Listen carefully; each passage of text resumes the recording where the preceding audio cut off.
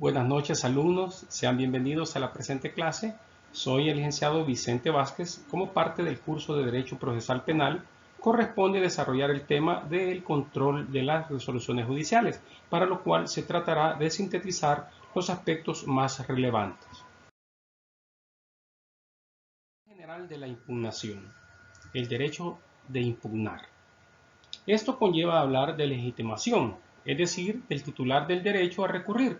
Tal situación debe estar determinada en la ley previamente. Normalmente es a las partes a quienes se les atribuye tal derecho, aunque en determinados supuestos se puede extender a otras personas. Como por ejemplo en el caso previsto en el artículo 432, inciso segundo, del Código Procesal Penal regulado en la legitimación para instar la revisión. Les recomiendo la lectura del artículo para mayor comprensión, y de esta manera el Código Procesal Penal nos va indicando en su articulado a qué sujetos procesales concretos tienen habilitada la posibilidad de recurrir. Base legal del derecho de impugnar. En la Constitución, en el artículo 2 específicamente, se establece que ninguna persona puede ser procesada si no es de conformidad con la ley y en un juicio público. El artículo 406 del Código Procesal Penal señala que las resoluciones judiciales serán recurribles solo por los medios y en los casos expresamente establecidos. Puede verse al respecto los artículos 13, numeral quinto, 225, 257, 284, 304, 312, 362, 395, 442, entre otros, todos ellos del Código Procesal Penal. Es decir, que en materia de impugnación de las resoluciones judiciales rige el principio de legalidad, siendo la ley, en cada caso, la que determina si la decisión judicial es susceptible de ser recurrida y, en caso afirmativo, a través de qué concreto recurso, de los regulados en el libro cuarto del comentado Código Procesal Penal. Principios generales de los medios impugnativos. Impugnabilidad objetiva. Es el conjunto de los requisitos genéricos que la ley establece como condiciones de admisibilidad. Son vinculadas particularmente a un sujeto procesal determinado, señalando las resoluciones que pueden ser objeto de los recursos. Esencialmente, el objeto de los recursos son las resoluciones judiciales, de donde resulta que únicamente serán recurribles aquellas resoluciones que taxativamente la ley se encarga de enumerar, atendiendo así al principio de taxatividad, regulado en el artículo 406, inciso 10 del Código Procesal Penal. El artículo anterior regula que las decisiones judiciales solo serán impugnadas cuando la ley así lo expresa y por el medio que ella establezca, lo que permite una celeridad en el proceso, pues con ello se evita que se impugne cualquier resolución judicial por cualquier medio, aun cuando no cause agravio, pues la práctica ha demostrado el uso abusivo de los recursos, no con la intención de mejorar sustancialmente el contenido de la misma, o lo que fuese mejor, de tratar de corregir el error que contiene, sino solamente de dilatar el procedimiento. Impugnabilidad subjetiva. Equivale a una capacidad procesal de contralor de las resoluciones jurisdiccionales, o sea, que se les otorga a dichos sujetos la facultad de tener la posibilidad de cambiar las resoluciones mediante el uso de los recursos y así corregir errores que hayan surgido en el proceso y que hayan influido en la resolución, por lo que la ley se encarga de ponerle límites para que su ejercicio no redunde en un entorpecimiento del proceso. Estas condiciones o límites son los presupuestos procesales erigidos por la norma procesal penal para que prospere eficazmente un recurso. Por consiguiente, las condiciones para la impugnación desde un punto de vista subjetivo constituye el conjunto de los requisitos establecidos por la ley con relación a las partes del proceso, estableciendo genéricamente la necesidad de que exista un interés en la impugnación y específicamente a la naturaleza o contenido de la resolución impugnable con relación a su posición en el proceso. Con lo expresado anteriormente, se dice que la impugnabilidad subjetiva constituye la facultad procesal contenida a cualquiera o concedida a cualquiera de las partes que se considere agraviada por una resolución judicial para que se haga un mero examen de lo decidido en el procedimiento. De allí que, mediante el carácter subjetivo de la impugnabilidad, se pretende responder a la pregunta: ¿quién puede recurrir? El derecho a recurrir tiene como límite el agravio. Si el sujeto quiere recurrir y no ha sufrido ningún agravio, no se le reconoce el derecho, puesto que no se trata de un simple mecanismo de alcance de cualquiera que desee utilizarlo para dar interés. Es hacer notar que, si no existe el interés, la actividad impugnativa del sujeto carecería de un motivo que justifique una utilidad procesal y, como consecuencia, se entorpecería el normal desarrollo del proceso. Desde un punto de vista subjetivo, el interés debe surgir de la discrepancia del sujeto con la resolución impugnada, es decir, de su disenso o no conformidad con los efectos perjudiciales del pronunciamiento. El agravio. Este es un requisito exigido expresamente por el último párrafo del artículo 406 del Código Procesal Penal, que dispone que en todo caso, para interponer un recurso, será necesario que la resolución impugnada cause agravio al recurrente. Tal elemento se considera como una exigencia que deriva de la propia naturaleza de los recursos. Podemos definir el agravio como el perjuicio que se causa a una parte como consecuencia de una resolución judicial que desestima total o parcialmente alguna de las peticiones o pretensiones ejercitadas. El perjuicio que constituye el agravio puede concurrir en todas las partes procesales, de manera tal que todas ellas ocupen la posición jurídica de recurrentes y recurridos a la vez. Recurrentes en las peticiones que no han sido acogidas por la resolución jurisdiccional y recurridos en aquellas otras en que han merecido la estimación del juez o tribunal, pero que perjudican a otras partes procesales. El agravio no es preciso para intervenir en el recurso del concepto de la parte recurrida, pero sí es necesario para hacerlo en la posición de recurrente, como venimos destacando.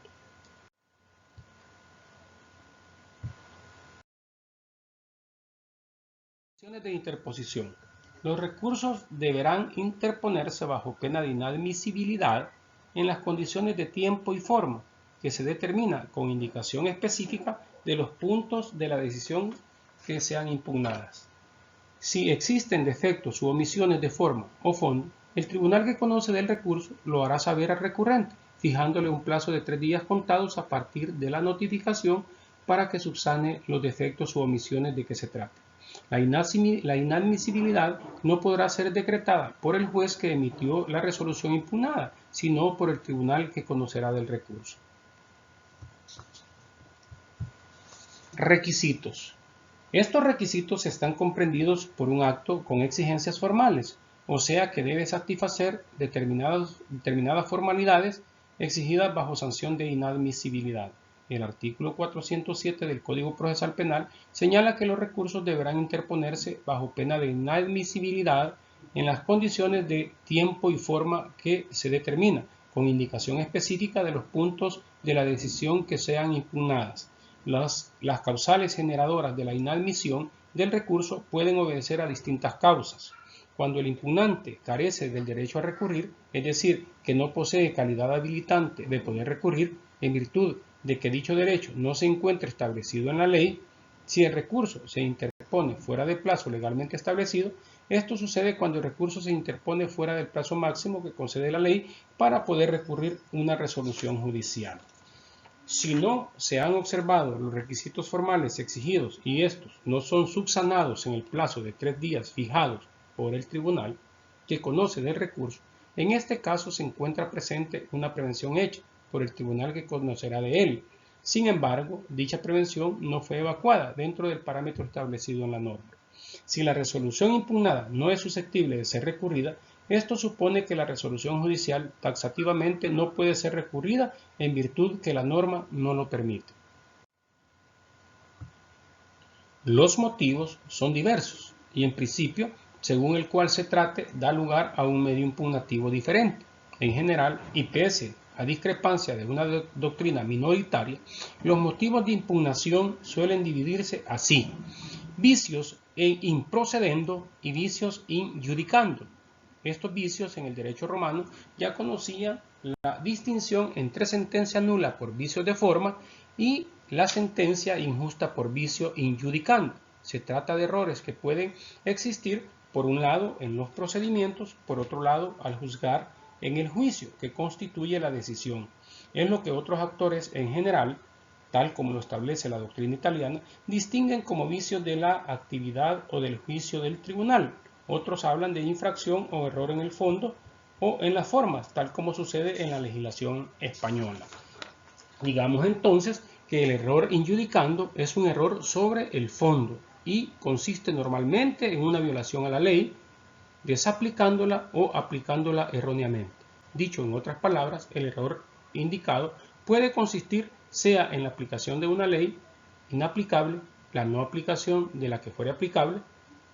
En cuanto al error improcedendo, en cambio, es la desviación de los medios que señala el derecho procesal para la dilucidación del proceso. Son los vicios del procedimiento, las irregularidades que afectan a los diversos actos procesales que componen el proceso. Hay quienes afirman también, en este caso, una infracción a la ley.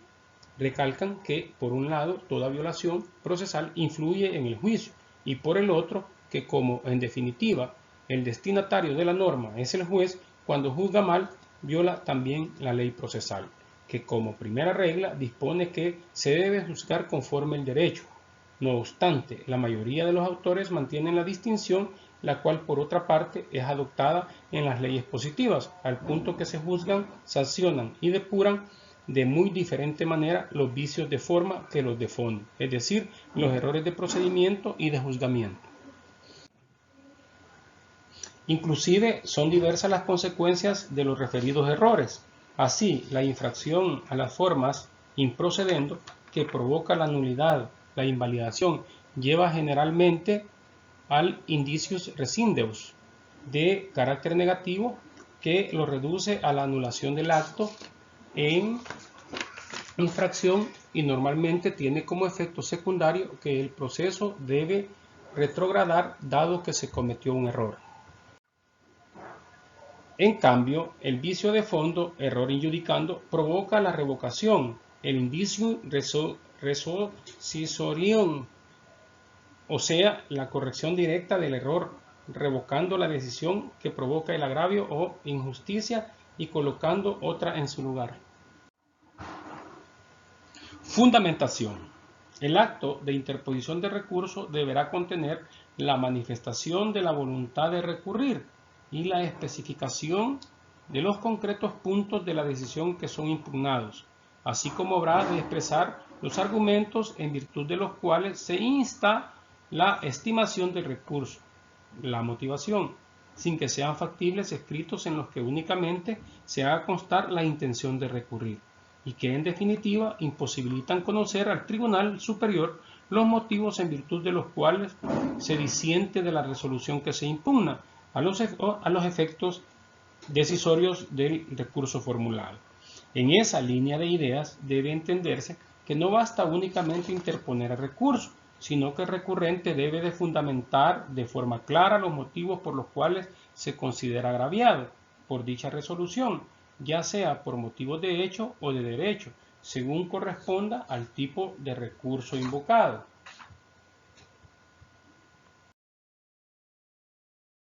Efectos de los recursos. El efecto devolutivo responde a una designación de origen histórico, que consiste en el desprendimiento de la jurisdicción por el órgano que dictó el acto, y frente a la impugnación entrega la jurisdicción, que es la facultad de juzgar, al superior. Proviene por derivar la facultad de juzgar del emperador y éste la delegaba en los jueces, por lo que al recurrir ante aquel se producía una devolución de poder. En la designación utilizada en todos los sistemas, no habiendo prosperado el intento de cambiarla por otra que se pretende más adecuada, esto es así que cuando un determinado código habla de apelación en un solo efecto, se quiere referir precisamente al devolutivo. Esto no obstante que se puede afirmar, como destacan algunos autores, que no todos los medios de impugnación son devolutivos, puesto que existen algunos que se resuelven ante el mismo órgano que dictó el acto. Tal es el caso que en nuestro medio el recurso de revocatoria es el que se apega a los expuestos anteriormente. El efecto suspensivo implica que la resolución no será ejecutada durante el plazo para recurrir y mientras se tramita el recurso, salvo disposición legal en contrario. El efecto suspensivo evita por consiguiente que la resolución impugnada sea susceptible de ser ejecutada, prorrogando los efectos de la litispendencia. Por ello también se le ha denominado efecto impeditivo, y todo ello con la finalidad de evitar los perjuicios que pueden derivar de la ejecución de una resolución que ulteriormente pueda ser revocada. El efecto suspensivo opera temporalmente, desde que la resolución es susceptible de ser recurrida y mientras se tramite el recurso. La primera hipótesis existe que dicha resolución sea actualmente impugnable, con lo que es lo mismo que se haya abierto un trámite de la formulación del recurso. Por consiguiente, si una decisión judicial es susceptible de ser recurrida, pero no antes de que se haya dictado otra ulterior.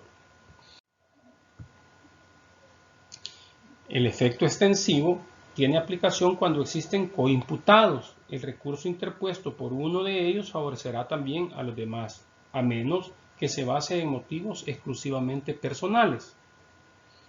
En caso de acumulación de causas por delitos diversos, el recurso deducido por un imputado favorecerá a todos, siempre que se base en la inobservancia de normas procesales que afecten también a los otros y no en motivos exclusivamente personales. Con carácter general, todo recurso crea en el recurrente la expectativa jurídica de obtener la modificación o anulación de la resolución impugnada, en congruencia con los motivos articulados en el recurso y vigencia del principio de la no reformatio impejus, lo que nos introduce en el tema relativo a los efectos del recurso. El análisis de dichos efectos puede estudiarse desde tres puntos de vista. El primero da lugar a que se analice con respecto a la resolución misma, para determinar si es susceptible de ejecución pese a la interposición del recurso, efecto suspensivo. En segundo lugar, en relación con la jurisdicción del juez que dictó la resolución que se impugna, o lo que es lo mismo, si como consecuencia del recurso pierde el conocimiento del asunto en favor de otro órgano, distinto o superior, o conserva dicho conocimiento para su resolución, efecto devolutivo.